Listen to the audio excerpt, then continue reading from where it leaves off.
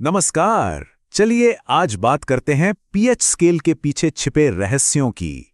एक ऐसा नंबर जो हमारी रोजमर्रा की जिंदगी पर हमारी सोच से कहीं ज्यादा असर डालता है। तो चलिए सीधे एक सवाल से ही शुरू करते हैं।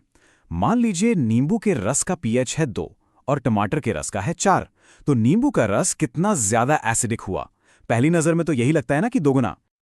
लेकिन असल जवाब है 100 गुना ज्यादा। जी हां, 2 गुना नहीं, 100 गुना। अब ये थोड़ा हैरान करने वाला जरूर लग सकता है, पर जब हम इस पूरी बात की तह तक जाएंगे तो सब साफ हो जाएगा कि ऐसा आखिर क्यों है। और यहीं से हमारा पहला हिस्सा शुरू होता है, एक नंबर की ताकत। इसमें हम यही समझने वाले हैं कि पीएच स्केल पर सिर्फ एक नंबर का बदलाव असल दुनिया में इतना बड़ा फर्क कैसे ला सकता है। तो ठीक है, चलिए फिर इसमें थोड़ा और गहरा उतरते हैं। इस पहेली को सुलझाने के लिए सबसे पहले पीएच स्केल की कुछ बुनियादी बातें समझना जरूरी है। तो पीएच का मतलब होता है पोटेंशियल ऑफ हाइड्रोजन। ये 0 से 14 तक का एक स्केल है जो बस ये बताता है कि किसी पानी वाले घोल में हाइड्रोजन आयंस यानी H+ कितने हैं। सीधे शब्दों में कहें तो जितने ज्यादा हाइड्रोजन आयंस, घोल उतना ही ज्यादा एसिडिक। और पता है, इस स्केल की कहानी भी बड़ी मजेदार है। इसकी शुरुआत हुई थी 1909 में कार्ल्सबर्ग लेबोरेटरी में, जहां एक साइंटिस्ट अच्छी बियर बनाने की जुगत में लगे थे।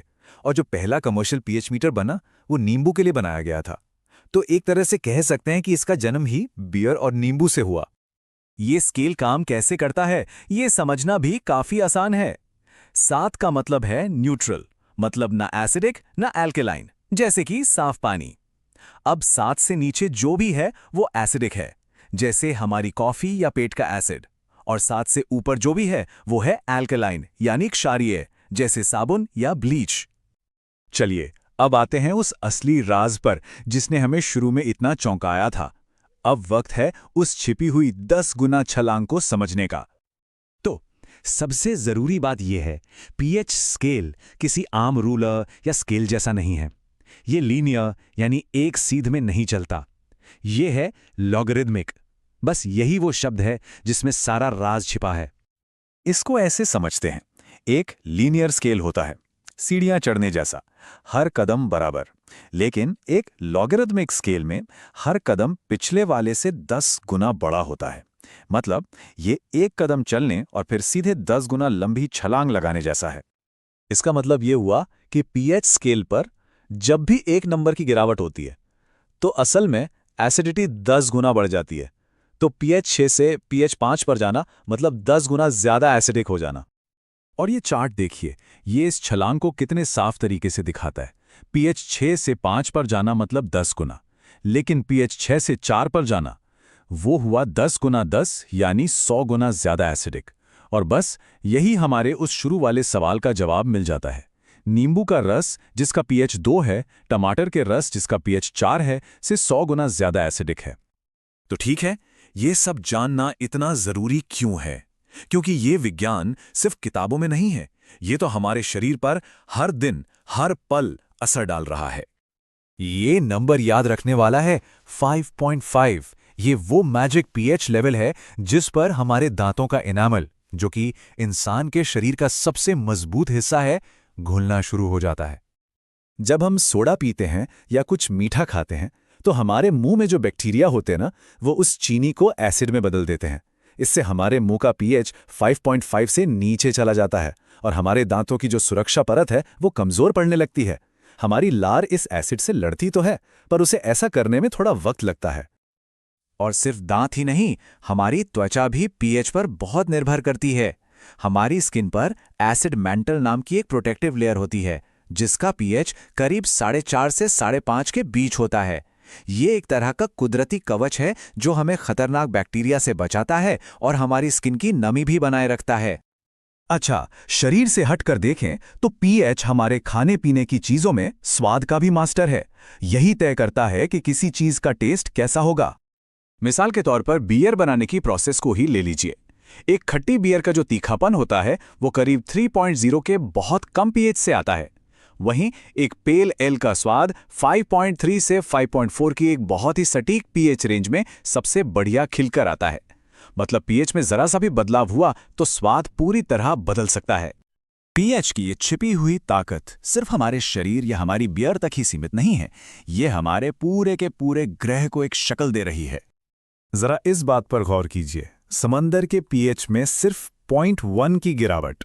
सुनने में कितना छोटा सा नंबर लगता है ना, पर असल में ये एसिडिटी में 26% की जबरदस्त बढ़ोतरी के बराबर है। तो अब जब हम ये जान चुके हैं कि एक छोटे से नंबर में कितनी बड़ी ताकत छिपी हो सकती है, तो ये सोचना बनता है कि इस बदलाव का हमारे महासागरों और हमारे इस ग्रह। सोचिए, एक ऐसा नंबर है जो हमारी पूरी दुनिया, हमारे शरीर से लेकर खाने तक को कंट्रोल करता है। क्या हो अगर एक नंबर चुपके से हमारी सेहत, खाने और यहाँ तक कि सुबह के रूटीन पर भी राज करे। इसे कहते हैं पीएच। ये 0 से 14 का स्केल है जो बताता है कोई चीज कितनी एसिडिक या एल्कलाइन है। हर दिन की शुरुआत हमारे शरीर के अंदर एक बहुत ही नाजुक बैलेंसिंग एक्ट से होती है। हमारे खून का पीएच लेवल 7.4 पर एकदम सटीक बना रहता है। ये थोड़ा एल्कलाइन है और जिंदगी के लिए बहुत जरूरी है। हमारी स्किन नेचुरली एसिडिक होती है। ये एसिड मेंटल इसका अपना पर्सनल बॉडीगार्ड है। स्किन का हैप्पी प्लेस है पीएच 5.5। ये एसिडिक लेवल इसे हेल्दी और प्रोटेक्टेड रखता है। तो फिर जब हम हाथ या चेहरा धोते हैं तब क्या होता है? यही होता है असली क्लैश। हमारी स्किन है एसिडिक और ज्यादातर साबुन होते हैं एल्कलाइन। स्टडीज बताती हैं कि लगभग 97% साबुन हमारी स्किन के लिए बहुत ज्यादा एल्कलाइन है। ये क्लैश स्किन के डिफेंस को कमजोर करता है, जिससे ड्राइनेस और इरिटेशन हो सकती है। चलिए अब आते हैं दांत ब्रश करने पर। ये रोज की एक और पीएच बैटल है। मीठा खाने पर मुंह में बैक्टीरिया एसिड बनाते हैं और पीएच 5.5 से नीचे चला जाता है। बस यहीं से इनामिल गलना शुरू। यही काम आता है टूथपेस्ट। ये एल्कलाइन होता है जो इस एसिड को न्यूट्रलाइज करके इनामिल को बचाता है। अब ब्रेकफास्ट की बात करते हैं, जहां फोकस हमारे डाइजेस्टिव सिस्टम पर शिफ्ट हो जाता है। हमारे शरीर के अंदर पीएच का कमाल देखिए। पेट से लेकर खून तक हर जगह अलग लेवल और अलग काम है। हमारा पेट बैटरी एसिड जितना एसिडिक होता है। ये जरूरी है ताकि हमारा खाया हुआ सब कुछ पच सके। खाने को बचाने में भी पीएच का बड़ा हाथ है। जो चीजें एसिडिक होती हैं वो ज्यादा टिकती हैं। ऐसा इसलिए क्योंकि कम पीएच बैक्टीरिया और फंगस को बढ़ने नहीं देता, जैसे अचार में सिरका। ये है रियल वर्ल्ड केमिस्ट्री। एसिडिक नींबू का रस तांबे के बर्तन से एल्कलाइन मैल को साफ कर देता है। ये बैलेंसिंग एक्ट सिर्फ हमारे अंदर नहीं चल रहा, ये तो हमारे चारों तरफ की दुनिया में भी है। खेती के लिए मिट्टी का सही पीएच होना जरूरी है, और जब बारिश का पीएच 5.6 से कम हो तो उसे एसिड रेन कहते हैं।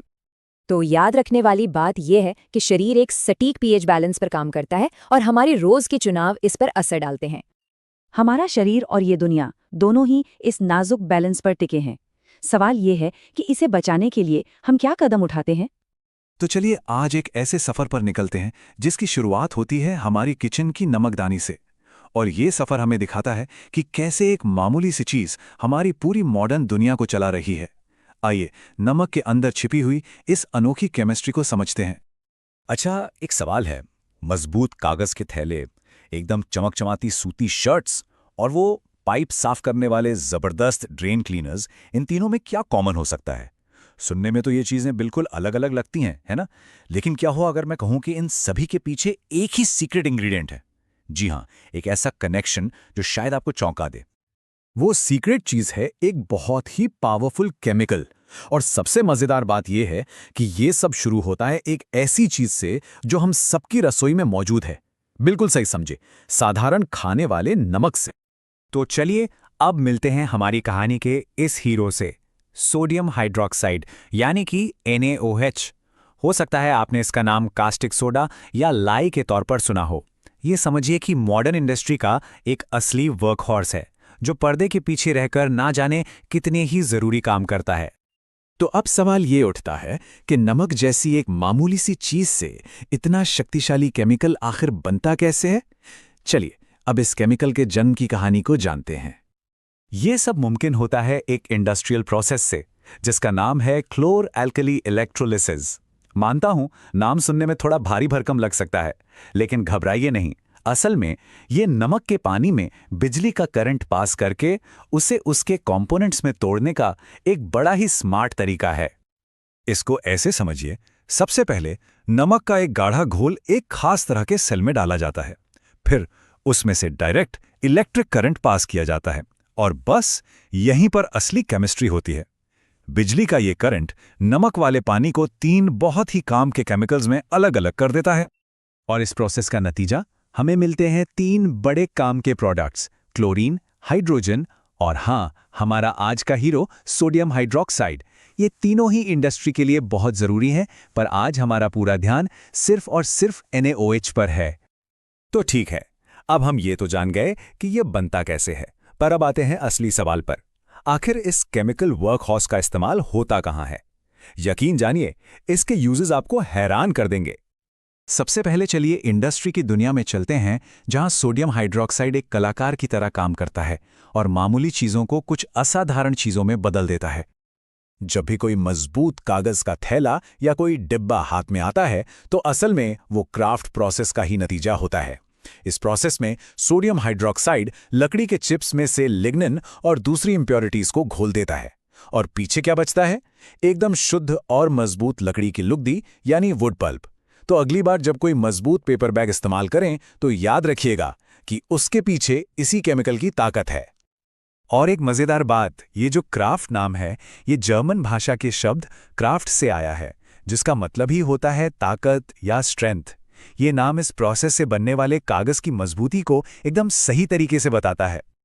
अच्छा, अब कपड़ों की बात करते हैं। मर्सराइजेशन नाम का एक प्रोसेस है जिसमें कॉटन को सोडियम हाइड्रोक्साइड से ट्रीट किया जाता है, और इससे जो बदलाव आता है वो कमाल का है।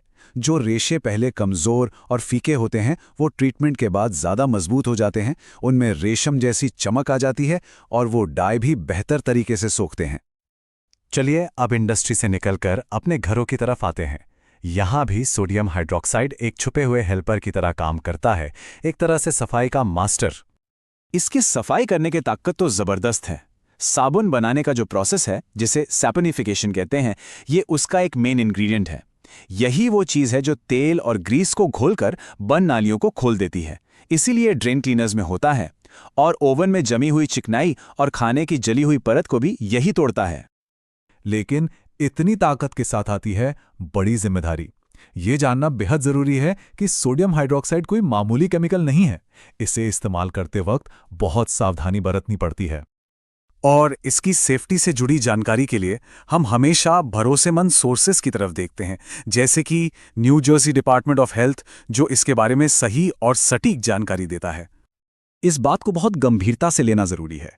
सोडियम हाइड्रोक्साइड एक हाईली कोरोसिव केमिकल है। मतलब अगर ये हमारी स्किन या आंखों के संपर्क में आ जाए, तो ये उन्हें बहुत बुरी तरह से जला सकता है और गंभीर नुकसान पहुंचा सकता है। इसको और अच्छे से समझने के लिए NFPA हैजर्ड रेटिंग को देखते हैं। हेल्थ के लिए इसे 3 की रेटिंग मिली है, जिसका मतलब है गंभीर खतरा।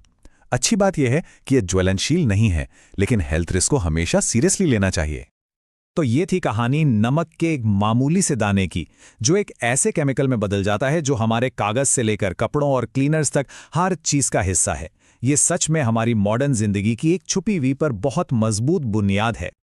और ये हमें सोचने पर मजबूर करता है ना, कि हमारी रोजमर्रा की जिंदगी में हमारे चारों ओर और ना जाने कितनी ऐसी छिपी हुई केमिस्ट्री काम कर रही है, जो चुपचाप हमारी दुनिया को बेहतर बना रही है।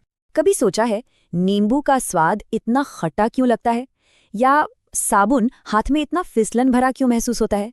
ये सब ना अम्ल और क्षार यानी एसिड्स एंड बेसिस का ही कमाल है। आज हम इसी दिलचस्प दुनिया में उतरेंगे और देखेंगे कि कैसे वक्त के साथ इनको समझने का हमारा तरीका पूरी तरह बदल गया। तो चलिए शुरू करते हैं। ये तो हम सब जानते हैं, नींबू का खट्टापन, साबुन की फिसलन, है ना? मजे की बात यह है कि सदियों तक एसिड्स और बेसिस को पहचानने का बस यही एक तरीका था, मतलब चखकर या छूकर पता लगाओ। बहुत ही कह सकते हैं बेसिक शुरुआत थी ये। लेकिन साइंस सिर्फ महसूस करने पर तो नहीं चल सकता है ना, उसे चाहिए होते हैं पक्के नियम, एक ठोस परिभाषा। तो वैज्ञानिकों ने एक साइंटिफिक डेफिनेशन बनाने की सोची, और पता है इसका जवाब कहाँ मिला? एक बहुत ही आम सी चीज में, पानी में। इस थियरी को कहते हैं अरेनियस थियरी। सीधा सा कॉन्सेप्ट है, जब कोई एसिड पानी में जाता है तो वो हाइड्रोजन आयंस मतलब H+ आयंस छोड़ता है, और जब कोई बेस पानी में जाता है तो वो छोड़ता है हाइड्रोक्साइड आयंस यानी OH- आयंस। एकदम सिंपल है ना? और असली मजा तो तब आता है जब ये दोनों मिल जाते हैं। सोचिए, एसिड का H+ और बेस का OH- ये दोनों मिलकर बना लेते हैं पानी, H2O, और ऐसा करके वो एक दूसरे के असर को पूरी तरह से न्यूट्रलाइज कर देते हैं। इसी प्रोसेस को कहते हैं न्यूट्रलाइजेशन। पर जैसा कि साइंस में होता है, हर नियम की अपनी एक लिमिट होती है। बहुत जल्द साइंटिस्ट्स के सामने एक ऐसा रिएक्शन आया जिसने इस पानी वाले रूल पर ही सवाल खड़ा कर दिया। सवाल ये था कि क्या होगा अगर रिएक्शन में पानी हो ही ना? ये देखिए जरा, अमोनिया और हाइड्रोजन क्लोराइड का रिएक्शन। जब ये पानी में होता है तब तो ये एक टिपिकल एसिड बेस रिएक्शन है, पर जब यही दोनों गैस के तौर पर रिएक्ट करते हैं तब भी प्रोडक्ट बिल्कुल वही बनता है। और सबसे बड़ी बात, इस रिएक्शन में पानी की एक बूंद भी नहीं है। तो अब ये एक बड़ी पहेली बन गई। अगर पानी है ही नहीं तो फिर अर्हेनियस की थ्योरी यहाँ कैसे काम करेगी? इसे हम एसिड बेस रिएक्शन कैसे कह सकते हैं? साफ था, साइंस को अब एक बेहतर, एक ज्यादा बड़ी डेफिनेशन की जरूरत थी। और यहीं पर एंट्री होती है ब्रॉन्स्टेड-लॉरी थ्योरी की। इस थ्योरी ने पानी को इक्वेशन से ही हटा दिया। इसका पूरा फोकस था प्रोटॉन यानी H+ आयन के लेन देन पर, एक बिल्कुल नया नजरिया। इसके हिसाब से एसिड वो है जो प्रोटॉन डोनेट करता है और बेस वो है जो प्रोटॉन एक्सेप्ट करता है। तो चलिए उस गैस वाली पहेली पर वापस चलते हैं। ब्रॉन्स्टेड-लॉरी थ्योरी के हिसाब से देखिए, HCl अपना प्रोटॉन अमोनिया को दे देता है, तो HCl बन गया एसिड और अमोनिया हो गया बेस। सिंपल, प्रॉब्लम सॉल्व हो गई, पानी हो या ना हो। और हाँ, इसी थ्योरी में एक और कमाल का आइडिया है, कॉन्जुगेट पेयर्स का। मतलब जब कोई एसिड अपना प्रोटॉन दे देता है ना, तो जो पीछे बचता है वो खुद एक बेस बन जाता है। ये एक तरह का लगातार चलने वाला लेन देन है। और हाँ, पानी का रोल यहाँ और भी ज्यादा इंटरेस्टिंग हो जाता है। पानी दरअसल एम्फिटेरिक है, मतलब वो गिरगिट की तरह है। सिचुएशन के हिसाब से अपना रंग बदल सकता है। जरूरत पड़ने पर वो एसिड की तरह प्रोटॉन दे भी सकता है और बेस की तरह प्रोटॉन ले भी सकता है। कितना वर्सेटाइल है ना? लेकिन रुकिए, कहानी अभी खत्म नहीं हुई है। अब सोचिए, क्या कोई ऐसा रिएक्शन हो सकता है जिसमें प्रोटॉन का लेना देना ही ना हो? अगर हाँ, तो फिर क्या? इसका मतलब साइंस को एक और भी ज्यादा बड़ी, एक और भी ज्यादा फंडामेंटल डेफिनेशन चाहिए थी। और अब हम कदम रख रहे हैं इलेक्ट्रॉन्स की दुनिया में। तो पेश है लुईस थ्योरी। ये अब तक की सबसे ब्रॉड डेफिनेशन है। ये प्रोटॉन को पूरी तरह से साइड में रख देती है और इसका सारा फोकस होता है इलेक्ट्रॉन पेयर्स पर। इस थियरी के हिसाब से बेस वो है जो इलेक्ट्रॉन पेयर डोनेट करे और एसिड वो है जो इलेक्ट्रॉन पेयर एक्सेप्ट करे। इसका एक जबरदस्त एग्जाम्पल देखते हैं। अमोनिया NH3 के पास एक लोन पेयर होता है इलेक्ट्रॉन्स का, जिसे वो शेयर कर सकता है। दूसरी तरफ है बोरॉन ट्राइफ्लोराइड BF3, जिसे इलेक्ट्रॉन्स की सख्त जरूरत है। तो होता यह है कि अमोनिया अपना इलेक्ट्रॉन पेयर BF3 को डोनेट कर देता है और एक नया बॉन्ड बना लेता है। तो अमोनिया बन गया लुईस बेस और BF3 बन गया लुईस एसिड। देखा, कोई प्रोटॉन नहीं, सिर्फ इलेक्ट्रॉन्स का खेल। तो ठीक है, हमारे पास ये कमाल की थ्योरीज तो हैं, पर रोजमर्रा की जिंदगी में हम इन्हें कैसे इस्तेमाल करते हैं? मतलब किसी एसिड या बेस की ताकत को कैसे मापते हैं? इसका जवाब है pH स्केल। pH का मतलब है पावर ऑफ हाइड्रोजन, और ये स्केल 0 से 14 तक जाता है, जो हमें बताता है कि कोई भी सॉल्यूशन कितना एसिडिक है या कितना बेसिक। इस स्केल की रेंज देखिए कितनी बड़ी है। हमारे पेट में जो एसिड होता है उसका pH है करीब 1, यानी बहुत ज्यादा एसिडिक। वहीं जो प्योर वाटर होता है वो 7 पर एकदम न्यूट्रल होता है, और साबुन जिसका pH करीब 12 है वो काफी बेसिक या अल्कलाइन होता है। और इस स्केल के सबसे ऊंचे छोर पर pH 14, यहाँ हमें मिलते हैं ड्रेन क्लीनर जैसे पदार्थ। ये इतने ज्यादा पावरफुल बेसिक होते हैं कि काफी खतरनाक भी हो सकते हैं। तो सवाल ये है कि pH सिर्फ एक नंबर ही तो है, ये इतना जरूरी क्यों है? क्योंकि ये लिटरली जिंदगी के लिए जरूरी है। हमारे शरीर को सही से काम करने के लिए एक खास pH बनाए रखना पड़ता है। पेट में खाना पचाने के लिए एसिडिटी चाहिए, खेती के लिए मिट्टी का pH सही होना जरूरी है। मतलब ये हर जगह हर चीज में मैटर करता है। तो देखा आपने, एक मामूली से स्वाद से शुरू होकर इलेक्ट्रॉन्स के एक कॉम्प्लिकेटेड डांस तक हमारी समझ कैसे इवॉल्व हुई है। साइंस इसी तरह हमारी दुनिया को देखने का नजरिया बदलता रहता है और ये एक सवाल छोड़ जाता है, अगली कौन सी रोजमर्रा की चीज होगी जिसे साइंस हमारे लिए पूरी तरह से रीडिफाइन कर देगा। नमस्कार, चलिए आज की बात एक बहुत ही मजेदार सवाल से शुरू करते हैं। क्या ज्यादा भारी है, 1 किलो लोहा या फिर 1 किलो रुई? सुनने में तो बड़ा आसान लगता है ना, लेकिन इसका जवाब हमारे आसपास की दुनिया के 2 सबसे जरूरी कॉन्सेप्ट्स को समझने का दरवाजा खोलता है, द्रव्यमान और आयतन। तो चलिए मिलकर इस पहेली को सुलझाते हैं। तो चलिए सीधा सवाल पर आते हैं। सोचिए, अगर 1 किलो लोहा और 1 किलो रुई सामने रखे हों तो किसका द्रव्यमान यानी मास ज्यादा होगा? एक पल के लिए सोचिए, पहला जवाब क्या आता है मन में? बस इसी सवाल में हमारी आज की पूरी खोज छिपी हुई है। और अब इसी पहेली का दूसरा हिस्सा, इन दोनों में से कौन ज्यादा जगह घेरेगा। बस यहीं पर कहानी एकदम दिलचस्प हो जाती है, क्योंकि इसका जवाब पहले सवाल के जवाब से बिल्कुल अलग है और इसी फर्क को समझना बस यही आज का हमारा मिशन है। तो इस पहेली को सुलझाने का हमारा रोड मैप क्या है? सबसे पहले हम उस भारी सवाल की तह तक जाएंगे, फिर द्रव्यमान और आयतन को अच्छे से समझेंगे और देखेंगे कि घनत्व, डेंसिटी, इन दोनों को कैसे जोड़ता है। और हाँ, आखिर में ये भी जानेंगे कि ये सब हमारी रोज की जिंदगी में इतना जरूरी क्यों है। ठीक है, तो इससे पहले कि हम सीधे परिभाषाओं पर कूदें, एक बहुत ही आम कन्फ्यूजन है, उसे दूर कर लेते हैं। ये एक ऐसी गड़बड़ है जो अक्सर द्रव्यमान को समझने में सबसे बड़ी रुकावट बन जाती है। हम लोग अक्सर द्रव्यमान और वजन यानी मास और वेट को एक ही समझ लेते हैं, पर सच तो ये है कि ये दोनों बिल्कुल अलग अलग चीजें हैं। ऐसे सोचिए, किसी का द्रव्यमान मतलब उसके शरीर में मौजूद मैटर की मात्रा, वो चाहे पृथ्वी पर हो या चांद पर, हमेशा एक ही रहेगी। लेकिन उसका वजन वो चांद पर कम हो जाएगा। क्यों? क्योंकि वहां गुरुत्वाकर्षण यानी ग्रेविटी का खिंचाव कम है। तो वजन सिर्फ एक खिंचाव है, जबकि द्रव्यमान असल पदार्थ है। और आज हम इसी असली पदार्थ पर ही फोकस करने वाले हैं। तो ठीक है, वजन को थोड़ी देर के लिए साइड में रखते हैं और सिर्फ उस पदार्थ पर ध्यान देते हैं। मतलब हम बात कर रहे हैं द्रव्यमान की। तो आखिर ये है क्या और इसे मापते कैसे हैं? एकदम सीधी सादी भाषा में कहें तो द्रव्यमान बस ये बताता है कि किसी चीज के अंदर कितना सामान या मैटर भरा हुआ है, और ये कभी नहीं बदलता, चाहे उसे दुनिया में कहीं भी ले जाएं। इसे हम किलोग्राम में मापते हैं। और एक मजेदार बात पता है, किसी चीज का द्रव्यमान जितना ज्यादा होता है ना, उसे अपनी जगह से हिलाना उतना ही मुश्किल होता है। बस इसी को तो इनर्शिया कहते हैं। और इसे मापना भी कोई मुश्किल काम नहीं है। हम सब ने दुकानों में या फिर साइंस लैब में तराजू देखे ही हैं, जिन्हें बैलेंस स्केल कहते हैं।